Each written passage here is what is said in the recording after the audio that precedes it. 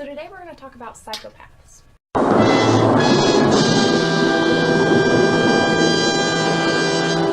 If you've watched the classic American Psycho or maybe even binge watched Dexter on Netflix, you've kind of come to your own conclusion of what it is that psychopaths do and, like some characteristics of it. So behind me are some of the characteristics that most people think, that they tend to lean toward violence. They're insane, they're mass murderers, and maybe even that, they're some of the people on Wall Street. While this is true for most cases, it's not true for all cases. So some of the characteristics behind me now are what is true for all the cases. There are all antisocial personality disorders. It's a mental illness, and it pretty much means that they have zero regards to the rights and wrongs and even the emotions to other people, which means that they are not empathetic, and also that they are very manipulative. So now that you have a little more of a realistic idea of what it is that psychopaths do and some of the characteristics of them, let's dive into the actual question of the research that I studied. So this question asked, what motivates the behaviors behind individuals who score high in psychopathy, and what are some of the values and what are the future goals? So in short, what is it that psychopaths are really wanting to get out of their life?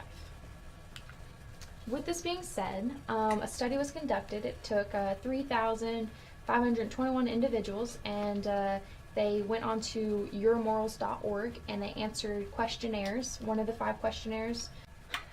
So there were 5 different questionnaires. The first questionnaire was called the Levingston Self-Report Psychopathy Scale. That consisted of 26 questions, and it was divided into 2 different factors. The first factor dealt with the core features of a psychopath, which dealt with manipulativeness, coerciveness, and the lack of guilt or remorse. The second factor dealt with more the antisocial behaviors, such as impulsiveness, irresponsibility, and sensation seeking. The second questionnaire was the Schwartz Value Scale. It pretty much just wanted you to value things such as like wealth, power, money, and like materialistic items. The aspirational index measured the importance for different goals and for the future, whether or not they were intrinsically motivated or extrinsically motivated.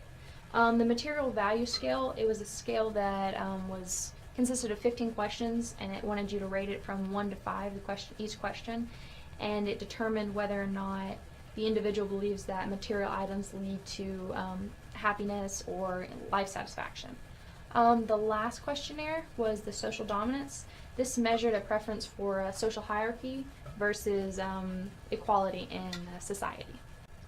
So after the completion of the entire questionnaires, they came to the conclusion that individuals who score higher in psychopathy, their main goal is actually to become more financially successful. And they are also associated with higher levels of SDO, which means that they want social dominance.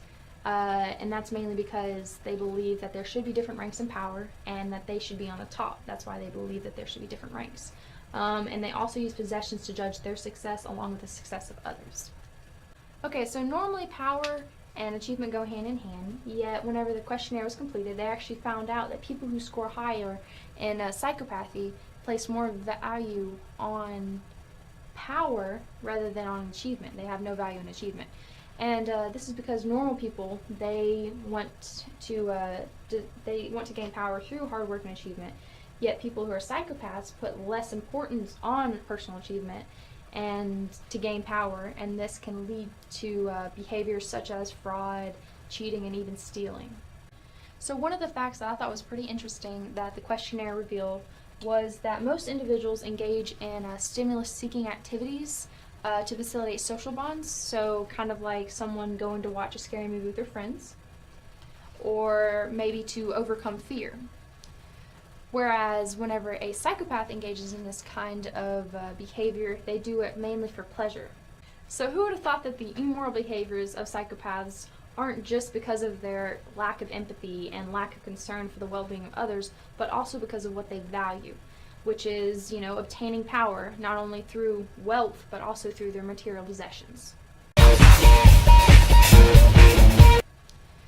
Whereas whenever a psychopath engages in this kind of behavior, they do it mainly for pleasure.